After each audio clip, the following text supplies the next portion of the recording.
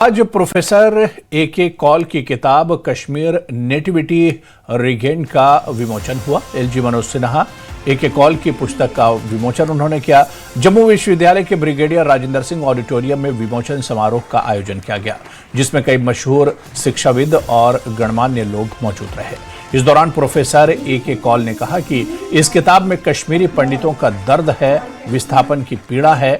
किताब में कश्मीरी पंडितों के नरसंहार से लेकर मौजूदा हालात का जिक्र है।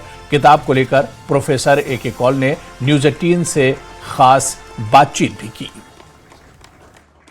नेटिविटी ब्रिगेड ये एक ऐसी किताब है जिसको आज एल.जी. मनोज सिन्हा ने जम्मू में रिलीज किया है। उनके राइटर जो है ए.के. कौल साहब मेरे साथ मौजूद हैं। सर, ये जो किताब है एक का, जैसे एल.जी. मनोज सिन्हा ने बताया कि रास्ता जो है, चैलेंजेस तो बहुत हैं, लेकिन ये रास्ता भी जो है इसको महसूस करना बहुत इंपॉर्टेंट है।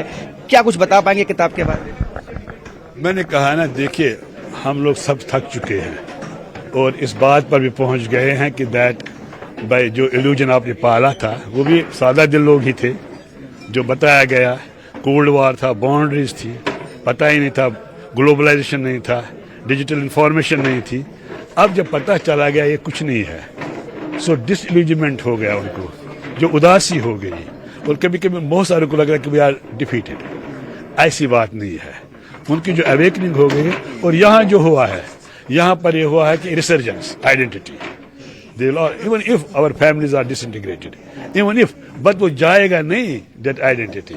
वो मशाल जल चुकी है और दुनिया ने ये नैरेटिव मान लिया है, नेशन माने या न माने, कि भाई ये है और इसको टाइम लगेगा। then both all the stakeholders will think about it। अगर घर बिखर गया है, अलग अलग रहेंगे ना, कि उसी में रहेंगे झगड़ा करते करते। क्या आपको लगता है कि जिस तरह से एल.जी. मनोज सिन्हा ने भी पॉइंट आउट किया उस बात को कि जो नई जनरेशन है उसके जो है माइंडसेट में शिफ्ट, इंडिविजुअल जो आपने कश्मीर को मैंने देखा है, वहां पर भी अब नई जो मिडिल क्लास है वो भी भाग रहे हैं abroad.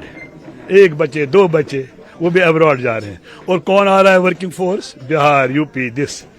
After 50 years they will also again ask share in resources. नहीं मांगेंगे, उनके बच्चे मांगेंगे, बट ठीक है हम वो जुबान नहीं बोलते हैं, लेकिन give me share in resources. जब ये हो जाएगा तब जो पंडितों के हुआ है वो इनको हो जाएगा। So it is better to decide it, understand it, और बहुत अंडरस्टैंड करके ही स्टेक होल्डर्स मीट और ऐसे नैरेटिव्स उभर के आ जाएंगे। छोटे छोटे काम जो कर रहे हैं लोग उभर के आ जाएगा सोल्यूशन फाइल। क्या चीज़ है मुमकिन नहीं है, एक तुम ही नहीं हुए हमारे, वरना दुनिया में क्या नहीं होता।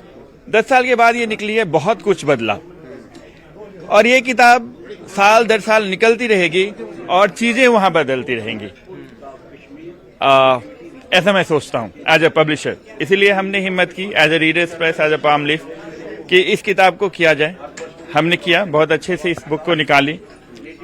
सर ने भी बहुत मेहनत करी इस किताब को निकालने के लिए और ये किताब अभी इसके एडिशन बहुत निकलने वाले हैं। आगे भी जो है इसमें वे फॉरवर्ड भी जो है बताया जाएगा। वे फॉरवर्ड क्या हो सकता है? इसके पन्ने बदलते रहेंगे, इतना मैं कह सकता हूँ। इस किताब के पन्ने बदलते रहेंगे। बिल्कुल। तो जो है ये किताब जो है कश्मीर नेटिविटी रीगेंड, ये अपने आप में जो है एक वे फॉरवर्ड जो है, जिस तरह से कश्मीर पंडित समाज जो उनका एक्सोडस हुआ, जो उसका पेन हुआ, लेकिन आज भी वो जो उनका जो कल्चर है, ट्रेडिशन है, वो जिंदा है, जो एक रे ऑफ होप, जो एक उम्मीद की किरण जो है वो बन के सामने आया है, वो इस किताब में डिपिक्ट करता है। कैमरामैन चांद के साथ राजन वैद, न्यूज 18 जम्मू। वहीं विमोचन के दौरान एल.जी. मनोज सिन्हा ने कहा कि जब कश्मीरी पंडितों का नरसंहार हुआ तो उस साजिश में ऐसे लोग शामिल थे जिनसे जुड़ा खुलासा लोगों को हैरान कर देगा। जब कश्मीरी पंडितों का नरसंहार हो रहा था कि तब उनके दोस्त और करीबी ही उनके दुश्मन बन गए थे।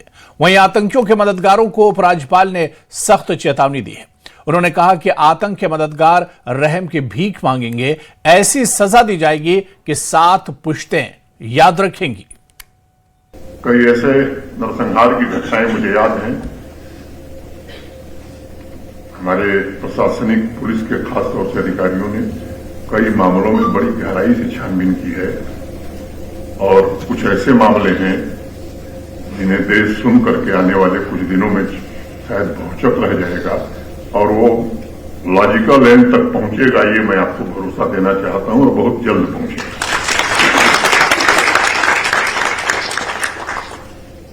बंदूक की नोक पर डरा धमका कर घर रखे, बिना मोल के ले लिए गए, उस मामले में भी न्याय हो, इसकी कोशिश हो रही है। लेकिन खुद भी थोड़ा मेहनत करने की जरूरत है। आतंकवाद से जुड़ी हर घटना को खोलने की कोशिश होगी। आतंकवाद से जुड़े हर एक व्यक्ति को उसे अंजाम तक पहुंचे, इसकी कोशिश होगी।